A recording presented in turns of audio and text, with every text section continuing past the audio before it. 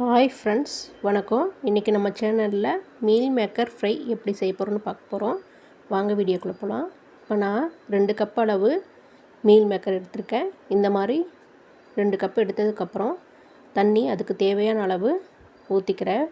First நம்ம வேக வச்சு எடுத்துக்கணும்.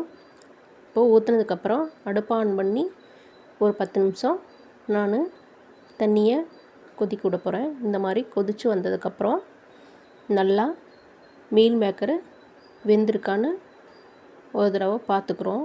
ஓரளவுக்கு வெந்தால் போதும். வெந்ததுக்கப்புறம் நம்ம அடுப்பை ஆஃப் பண்ணிவிட்டு நம்ம அதை வடித்து எடுத்துக்கலாம். இந்த மாதிரி வந்ததுக்கப்புறம் நம்ம அடுப்பை ஆஃப் பண்ணிக்கலாம். இந்த மாதிரி வந்த பின்னாடி அடுப்பை ஆஃப் பண்ணிட்டு வடித்து எடுத்துக்கணும். தண்ணியை வடிச்சிட்டு அதுக்குள்ளே இருக்கிற தண்ணியை நல்லா புழிஞ்சு இந்த மாதிரி எடுத்து வச்சுக்கோங்க. கொஞ்சம் கொஞ்சமாக நம்ம தண்ணியை அதில் இருக்கிறத புழிஞ்சு நம்ம ஒரு பாத்திரத்தில் எடுத்து வச்சுக்கலாம்.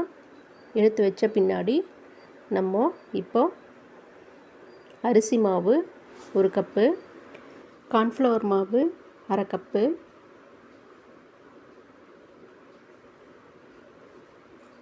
சில்லி பவுட்ரு தேவையான அளவு,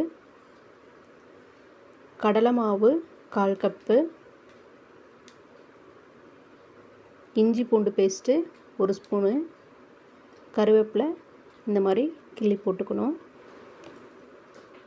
இந்த மாதிரி நல்லா தண்ணி ஊற்றாமையே முதல்ல மீல் மேக்கரை நல்லா இந்த பவுடரோட நல்லா மிக்ஸ் பண்ணிக்கலாம். இந்த மாதிரி எல்லாமே மிக்ஸ் ஆனதுக்கப்புறம் நம்ம தேவையான அளவு தண்ணி ஊற்றி மிக்ஸ் பண்ணிக்கிறோம். இந்த மாதிரி நல்லா மசாலா மீல் மேக்கரோட நல்லா மிக்ஸ் ஆகிற அளவுக்கு நல்லா பிரட்டி எடுத்துக்கணும். இந்த மாதிரி நல்லா பிரட்டி எடுத்த பின்னாடி நம்ம 1 ஸ்பூனு காஷ்மீரி மிளகாத்தூள் போட்டுக்கிறோம். இது காரம் கம்மியாக இருக்கும், ஆனால் கலர் அதிகமாக கொடுக்கும். அதுக்காக நான் காஷ்மீரி மிளகாத்தூள் எடுத்திருக்கேன். இந்த மாதிரி நல்லா மிக்ஸ் ஆகிற அளவுக்கு கிளறி விட்டுக்கணும். பாருங்கள், இப்போ பார்க்குறக்கே நல்லா கலர்ஃபுல்லாக இருக்குது. காரம் கம்மியாகவும் இருக்கும், நல்லா கலரு கொடுக்கும். அதனால் இந்த மாதிரி பிரட்டி எடுத்த பின்னாடி நம்ம 1 ஸ்பூனு மல்லித்தூள் போட்டுக்கிறோம். இது டேஸ்ட்டுக்காக நான் போட்டிருக்கேன். இது மாதிரி செஞ்சு பாருங்கள், சாப்பிட்றக்கு நல்லாயிருக்கும். இந்த மாதிரி அந்த பவுடரும் நல்லா மிக்ஸ் ஆகி வந்ததுக்கப்புறம் நம்ம பொரிக்கிறதுக்கு எண்ணெய் ஊற்றிக்கிறோம் கடாயில். இந்த மாதிரி எண்ணெய் ஊற்றின பின்னாடி எண்ணெய் நல்லா காஞ்சதுக்கப்புறம் பாருங்கள், பபுள்ஸாக வந்ததுக்கப்புறம் நம்ம கொஞ்சம் கொஞ்சமாக இந்த மீல் மேக்கரை பொரிக்கிறதுக்கு நம்ம எண்ணெயில் போட்டுக்கலாம். இந்த மாதிரி கொஞ்சம் கொஞ்சமாக ஒவ்வொன்றா போடுங்க. ஒன்றா போட்டிங்களா எண்ணெய் ஒட்டிக்கும். அதனால் ஒவ்வொன்றா தனித்தனியாக போடுங்க. அப்போ தான் தனித்தனியாக பொரிஞ்சு அழகாக இருக்கும், பார்க்குறக்கு அழகாக இருக்கும், சாப்பிட்றக்கும் டேஸ்ட்டாகவும் இருக்கும். ஒன்றா போட்டிங்க அப்படின்னா எல்லாம் ஒன்றா ஒட்டிக்கிட்டு நமக்கு சாப்பிட்றக்கு ஒரு மாதிரி இருக்கும், நல்லா பொரிஞ்சு வராது. தனித்தனியாக போடும்போது ஒவ்வொன்றும் தனித்தனியாக நல்லா பொரிஞ்சு மொறுமொறுன்னு இருக்கும் சாப்பிட்றக்கு. அதனால் ஒவ்வொன்றா போட்டுக்குங்க. இந்த மாதிரி தனித்தனியாக ஒவ்வொன்றா போட்டதுக்கப்புறம் நல்லா இந்த மாதிரி பொரிஞ்சு வந்ததுக்கப்புறம் ஒரு தடவை திருப்பி விட்டுக்குங்க.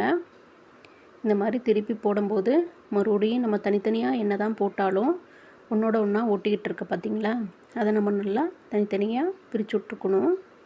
இந்த மாதிரி நல்லா கட் பண்ணி விட்ருங்க. அப்போ தான் தனித்தனியாக வெந்து வரும். இல்லைன்னா எல்லாம் ஒன்றா ஒட்டிக்கிட்டு வேகாமல் ஒரு சிலது வேகும், ஒரு சிலது வேகாமல் போயிடும். அதனால் தனித்தனியாக கட் பண்ணி விட்ருங்க. இந்த மாதிரி கட் பண்ணி விட்டிங்கன்னா தனித்தனியாக நல்லா உருண்டு வெந்து வந்துடும். இந்த மாதிரி கட் பண்ணி விட்டு திருப்பி திருப்பி விடுங்க, நல்லா வெந்துடும். சாப்பிட்றதுக்கு நல்லா முறுமுறுன்னு இருக்கும், டேஸ்ட்டாகவும் இருக்கும்.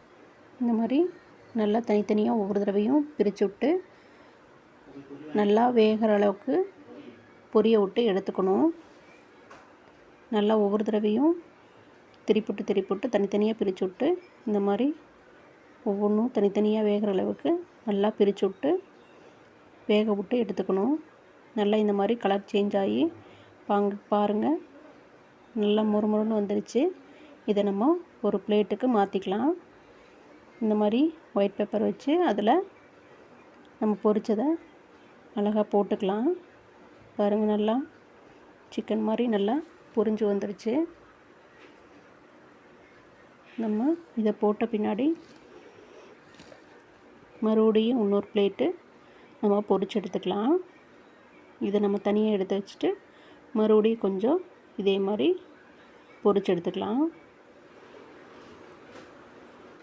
இந்த மாதிரி நல்லா மறுபடியும் தனித்தனியாக பிரித்து விட்டு அதையும் நல்லா பொன்னிறமாக வர அளவுக்கு நல்லா வேக விட்டு பொரிச்சு எடுத்துக்கலாம்.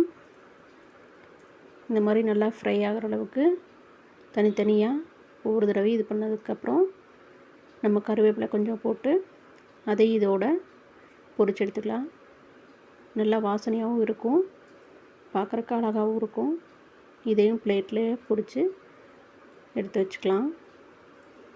பாருங்கள், இப்போ பார்க்குறக்கே அழகாக இருக்குது. இதை சாப்பிட்டு பார்த்துட்டு எப்படி இருக்குன்னு சொல்லுங்கள். முறுமுறுன்னு நல்லா டேஸ்ட்டாக இருக்கும். நீங்களும் உங்கள் வீட்டில் செஞ்சு பாருங்கள். இது செஞ்சு பார்த்துட்டு சேனலுக்கு லைக் பண்ணுங்கள், ஷேர் பண்ணுங்கள். Thank you friends.